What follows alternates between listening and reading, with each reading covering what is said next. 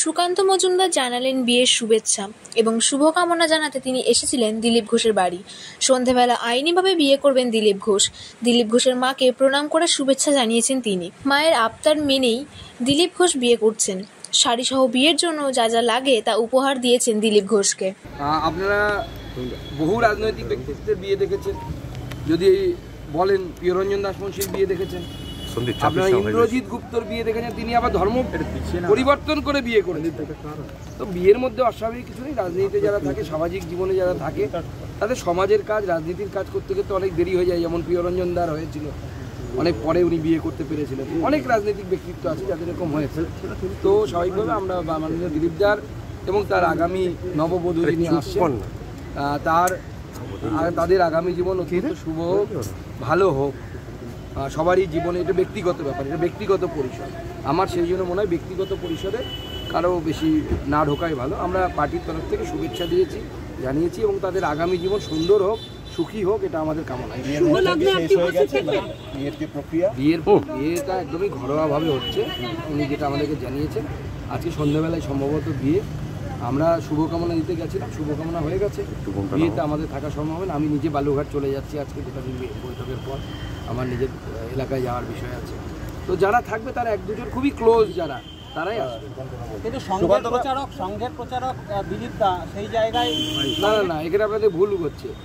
সংঘের প্রচারককে যখন রাজনীতিতে পাঠানো হয়, অর্থাৎ নেতা বল করে পাঠানো হয়, সঙ্গে দু টাইপের প্রচারক আসে। একদল নেতা হয়ে আসে, একদল সংগঠন মন্ত্রী হয়ে আসে। সংগঠন মন্ত্রী হয়ে যারা আসেন তারা প্রচারক থাকেন, কিন্তু নেতা হিসেবে যাদেরকে পাঠানো হয়, অর্থাৎ সভাপতি, জেনারেল সেক্রেটারি, এই সমস্ত পদে যারা থাকে, জেনারেল সেক্রেটারি অর্গানাইজেশন, তারা কিন্তু প্রচারক থাকে না। প্রচারক থেকে তাদেরকে নিবৃত্তি দেওয়া হয়। উদাহরণস্বরূপ অটল বিহারী বাজপেয়ী এবং লালকৃষ্ণ আডবাণী। লালকৃষ্ণ আডবাণীর উদাহরণটা আমি বিশেষ করে রাখবো, কারণ উনি বিবাহিত ছিলেন। সেই লালকৃষ্ণ আডবাণী প্রথম জীবনে সংঘের প্রচারক ছিলেন, আরএসএসের প্রচারক ছিলেন। পরবর্তী সময় তিনি রাজনৈতিক ক্ষেত্রে আসেন এবং প্রচারক জীবন থেকে মুক্তি লাভ করে তিনি বৈবাহিক জীবনে, সাংসারিক জীবনে, এটা সংঘের সিস্টেম। সংঘের বহু প্রচারক আছেন যারা প্রচারক থেকেছেন, তারপরে তারা সাংসারিক জীবনে প্রবেশ করেছে। উদাহরণস্বরূপ আমার এপিএস অজয় সরকার, সেও সংঘের প্রচারক ছিলেন, পরবর্তীকালে পারিবারিক জীবনে প্রবেশ করেছে।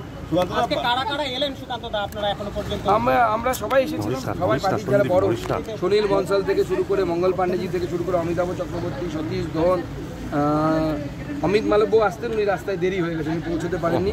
এরকম যত আমরা নেতৃত্ব, আমি, জ্যোতির্ময় সিং মাহাতো, লকেট চ্যাটার্জি, সবাই আমরা যারা নেতৃত্ব, আমরা এসে সবার নামই বললাম, মুখে মিস করিনি। আসলে 26 লোকসভা ভোটে দিলীপ ঘোষের পরাজয়, তার পরের বছরই এই সিদ্ধান্ত। স্বাভাবিকভাবেই রাজনৈতিক মহলে জল্পনা উঠছে, তবে কি তাহলে সাংসারিক জীবনে চলে যাবেন, রাজনীতি থেকে অবসর নেবেন? দেখুন, এটা তো দিলীপ দার ব্যক্তিগত সিদ্ধান্তের উপর নির্ভর করবে। আমার বিশ্বাস দিলীপ দা যেভাবে কন্ট্রিবিউট করেছেন বাংলার রাজনীতিতে, আগামী দিনেও উনি আশা করি সেইভাবে কন্ট্রিবিউট করবেন। সুকান্ত দা, বিয়ের ব্যাপারে আপনি সিনিয়র, দিলীপ দাকে কি বললেন বলুন তো? না, দেখুন, দিলীপ দা আমাদের সকলের শ্রদ্ধেয় এবং সিনিয়র। স্বাভাবিকভাবে এই বিষয়ে আমার কথা বলা সাজে না। উনি আমাদের শ্রদ্ধেয়। ওনার মাকে আমরা প্রণাম করে শুভকামনা জানালাম। মা খুব খুশি। ওনার মা আপনারা শুনেছেন নিশ্চয়ই, মায়ের জন্যই প্রায় বিয়েটা করা আর কি। তো স্বাভাবিকভাবে মাকে দেখার লোক চাই, মা এখানে এসে আছেন। উনিও খুব চিন্তায় ছিলেন যে আমার নারুকে কে দেখবে। বর্তমান প্রাক্তনকে কি উপহার দিলেন? আমি মিষ্টি, ফুল, ধুতি, শাড়ি এগুলো দিয়েছি। বিয়েতে যা দিতে হয়।